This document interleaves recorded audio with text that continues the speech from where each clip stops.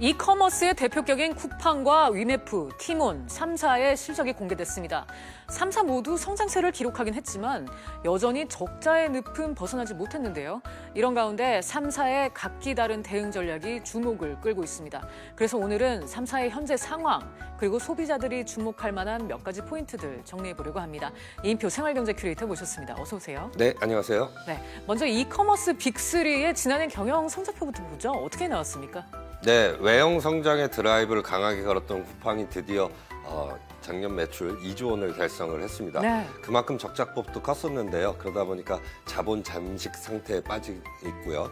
그다음에 상대적으로 위메프는 투자보다는 내실 경영을 통해서 적자폭을 좀 줄여서 올해는 적자를 탈출할 수 있는 그런 원년으로 목표를 삼고 있고요.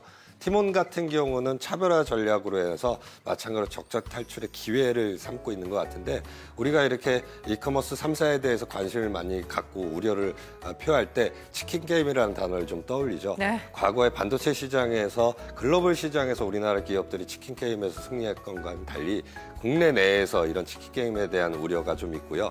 그다음에 전자상거래라는 것은 IT 산업계의 모든 기술과 트렌드를 반영을 하다 보니까 산업 전반기에 영향을 많이 끼치기 때문에 더더욱 관심을 갖고 있는 것 같습니다. 그렇군요. 네. 일단 쿠팡의 수치가 지금 눈에 띄는데요. 말씀하신 것처럼 매출이 이제 큰 폭으로 늘기는 했는데 네네.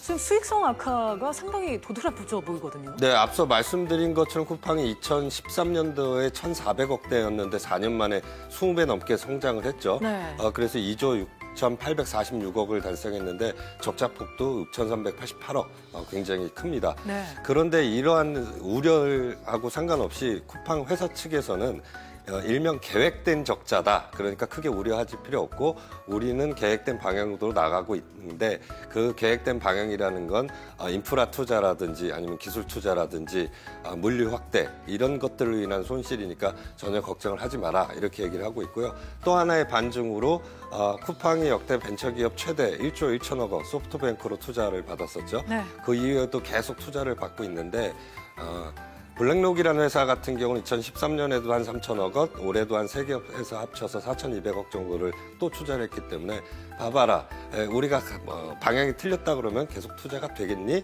하면서 이런 우려를 불식시키고 있는데 추후 상황은 좀 더 지켜봐야 되겠습니다. 그렇겠네요. 언제까지 이 계획된 적자가 이어질지는 좀 지켜봐야 될 것 같고요. 네. 이에 반해서 이제 위메프와 티몬, 연내 흑자 전환이 가능한 수준까지 이제 왔는데 네. 각사에서는 이제 어떤 전략들이 나오고 있습니까? 위메프 같은 경우는 빅3 최초로 역내 흑자 전환을 기대를 하고 있는데요.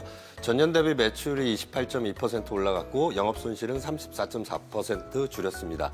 그래서 외형 성장이나 수익성 달성의 비결은 바로 특가 전략이라는 곳에 있고요. 낭비 없는 성장으로 고객 만족을 일으키는 데 좀 주력을 하고 있고요. 티몬 같은 경우는 전년 대비에 매출이 35% 정도 올라갔고요. 영업손실은 24%를 줄였습니다. 슈퍼마트, 온라인 슈퍼마켓을 표방하고 있고요. 티몬 투어, 항공과 여행 쪽에 좀 강세를 두면서 차별화 전략을 두고 있고요.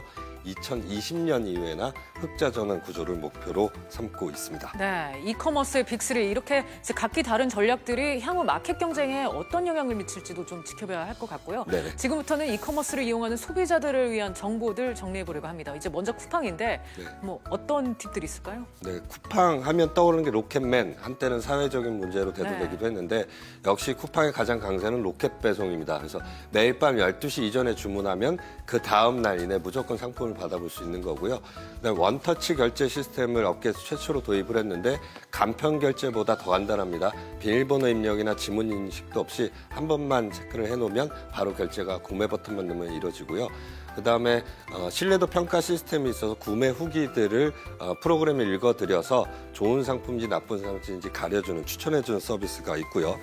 그다음에 위메프 같은 경우는 무엇보다도 특가, 가격이 저렴한 거에 큰 네. 강점이 될 수 있는데 거의 1년 365일 이 사이트에 들어가시면 특가 코너를 만날 수 있는데 매월, 월, 그다음 일과 숫자가 같은 날 파격 행사로 차별화하는 게 많이 알려져 있고요.